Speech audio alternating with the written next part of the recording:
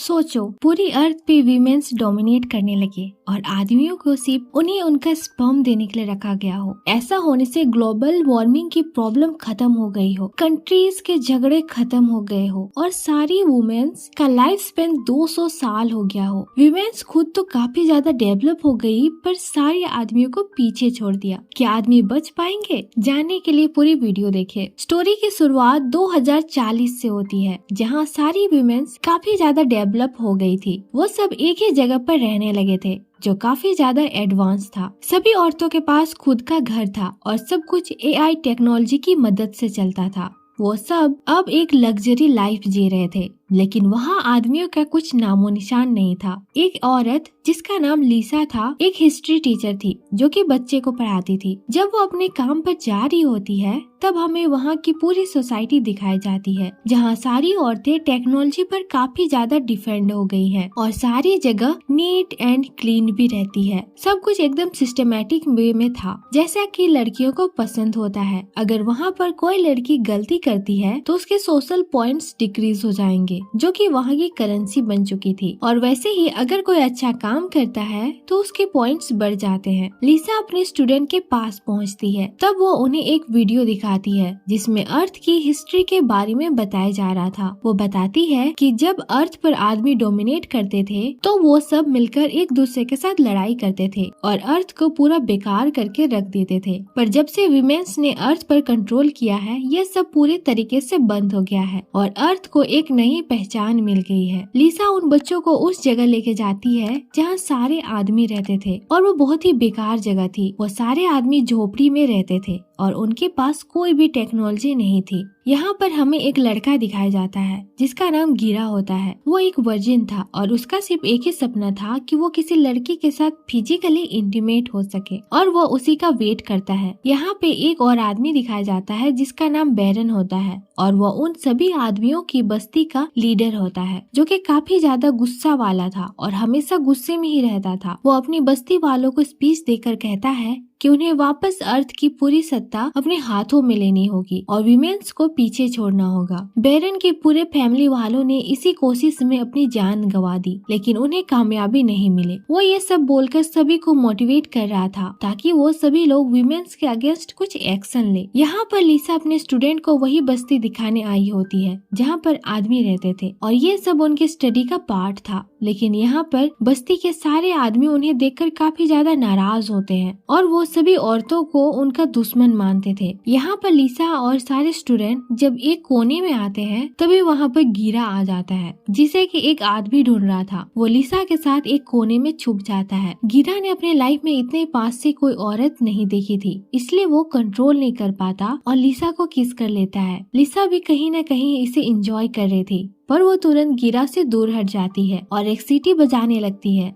जिससे कि गिरा के कान में बहुत दर्द होने लगता है और वो दोनों वहाँ से भाग जाते हैं। लेकिन काफी ज्यादा देर हो चुकी थी। बस्ती वालों ने लिसा और उनके स्टूडेंट को पकड़ लिया था और वो उन्हें बैरन के पास लेकर जाते हैं, जहाँ पर गिरा भी था। यहाँ पर गिरा लिसा को प्रोटेक्ट करना चाहता था और ये बात बैरन को भी पता चल गई थी, इसलिए वो एक स्लैपिंग कंपटीशन ऑर्गेनाइज करता है और अगर इसमें जो भी जीतता है वो लिसा उसके साथ जाएगी। गिरा इस कंपटीशन में पार्टिसिपेट करने के लिए तैयार हो जाता है और बैरन अपनी सबसे तगड़े आदमी को भेजता है उससे लड़ाई करने के लिए। वो बड़ा सा आदमी गिरा के सामने काफी ज्यादा खतरनाक लग रहा था और वो जैसे ही गिरा को मारने जाता है, गिरा नीचे बैठ जाता है और वो बड़ा सा हाथ बैरन के गाल पे जाके लग जाता है। और इसके बाद होना क्या था, तुरंत ही बैरन जमीन पर गिरकर बेहोश हो जाता है। इसका फायदा उठाकर लिसा अपने स्टूडेंट को लेकर जाती है और गिरा भी वहाँ से भाग जाता है। यहाँ जंगल में एक गाड़ी कुछ बैटरीज कलेक्ट करने के लिए आई थी, जो कि उन्हें उन वीमेंस की बस्तियों तक लेकर जाती थी। वो सारे लोग जब बैटरीज के डिब्बे अंदर रख देते हैं, तब हमें पता चलता है कि उसे एक डिब्बे में गिरा छिपा हुआ था और वो बाहर निकल आता है। यहाँ पर एक आदमी होता है जिसका नाम जूलियन था और वो एक सीड कीपर था जिसका काम था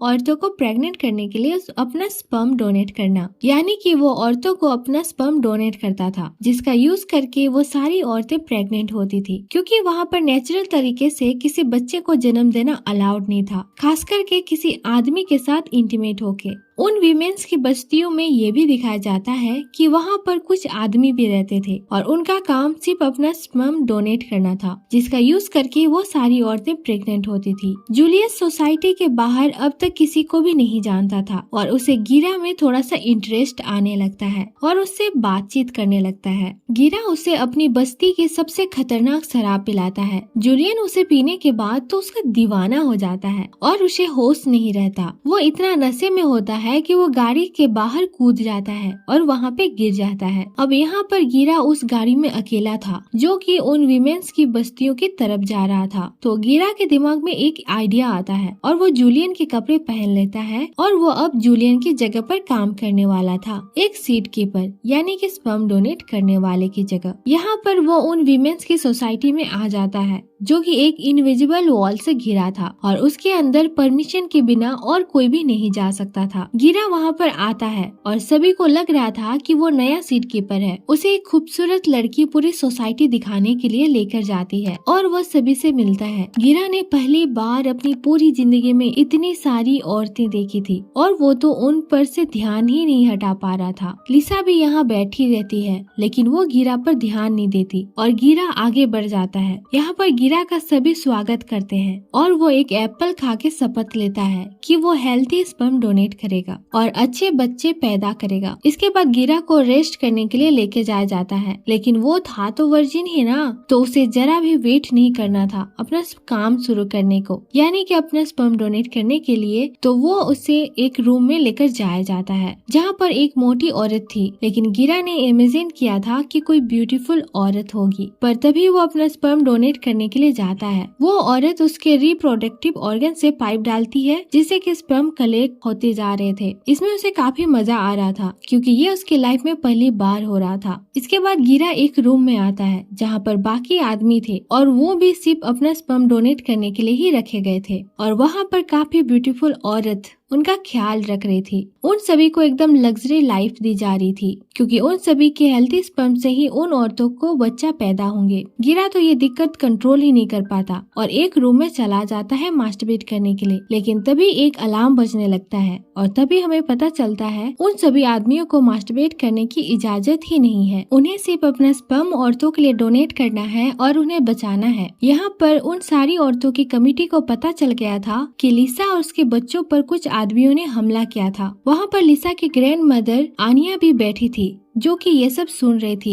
लिसा अपनी एक फ्रेंड जिसका नाम तानिया था उसे बता देती है कि उसने एक आदमी को किस किया है, लेकिन लिसा ने अपनी फ्रेंड को ये बात बता के बहुत बड़ी गलती कर दी थी। जब लिसा सभी को बताती है कि वो अपने बच्चों को कुछ प्रैक्टिकल कराने लेके गई थी उन आदमियों की बस्ती में और वो उन्हें उनका वीडियो भी दिखाती है कि कैसे वो उन्हें पढ़ा रही थी। सभी औरतों को लग रहा था कि लिसा निर्दोष है और इसलिए कुछ नहीं किया। तभी उसकी फ्रेंड तानिया उठकर सभी को बता देती है कि लिसा ने एक आदमी को किस किया है और सभी औरतें ये सुनकर चौंक जाती है क्योंकि उनके सोसाइटी में किसी भी आदमी के साथ फिजिकल कांटेक्ट होना एक जुर्म माना जाता है और उसकी सजा तो लिसा को मिलनी ही थी। उसे अब 1 साल के लिए नौकर की तरह काम करना पड़ेगा। यहाँ पर गिरा काफी ज्यादा तंग हो चुका था क्योंकि उन्हें सब कुछ रूल्स के हिसाब से करना पड़ता था जो कि उसे बिल्कुल पसंद नहीं था। जैसे ही अगर उन्हें फाट करना हो तो वो खुले में फाट नहीं कर सकते। उसके लिए एक अलग सी चेम्बर बनाया गया था जिसके अंदर वो लोग जाके फाट कर सकते थे। अब यहाँ पर गिरा बुरी तरीके से परेशान हो गया था और वो बाकी आदमियों को बुलाता है और उनके साथ कुछ मजे करने के लिए कहता है। वो सभी लोग एक नदी के किनारे पहुँच जाते हैं और कुछ मजे कर रहे होते हैं। गिरा के हाथ में एक लाइटर होता है जिसे बाकी आदमी देखकर शॉक्ड हो जाते हैं क्योंकि वहाँ पर आग जलाना गैर कानूनी था, लेकिन वो सारे लोग गिरा से काफी ज्यादा इम्प्रेस हो चुके थे क्योंकि गिरा का एक अलग ही स्टाइल था और वो रूल्स को नहीं फॉलो करता था। तो वो सारे मिलकर आग जलाते हैं और कुछ मछलियाँ पकड़कर खाते हैं, लेकिन उनकी ये सारी मस्ती जल्दी खत्म होने वाली थी क्योंकि वहाँ पर एक कैमरा उन्हें देख रहा था और वहाँ पर एक अलार्म बजने लगता है जिससे कि सभी को पता चल जाता है कि वहाँ पर आग जलाया गया है जो कि गैर कानूनी था। अब यहाँ पर उन सभी को सजा मिलने वाली थी और उन सभी को एक एजुकेशन सेंटर भेजा जाएगा जहाँ पे उन्हें और भी पढ़ाया जाएगा कि कैसे वीमेंस डोमिनेट करती है मेंस के ऊपर। यहाँ पर एक दिन जब गिरा और बाकी सब मसाज कराते रहते हैं तो वहाँ पर लिसा अपनी सजा काट रही थी और वो सभी को मसाज कर रही थी। जब जब वो गिरा को देखती है तब उसे पता चलता है कि वो वही लड़का था जिसे उसने किस किया था और वो दोनों एक दूसरे को देखकर शॉक्ड हो जाते हैं। लेकिन वो दोनों बाकी सभी के सामने रिवील नहीं करते हैं कि आखिर वो दोनों एक दूसरे को पहले से ही जानते हैं। लेकिन यहाँ पर लिसा गिरा को वार्न करती है कि अगर वो जल्दी से जल्द यहाँ से नहीं गया तो वो सभी को बता देगी कि आखिर वो कौन है, क्योंकि गिरा की वजह से ही उसे ये सजा काटनी पड़ रही है,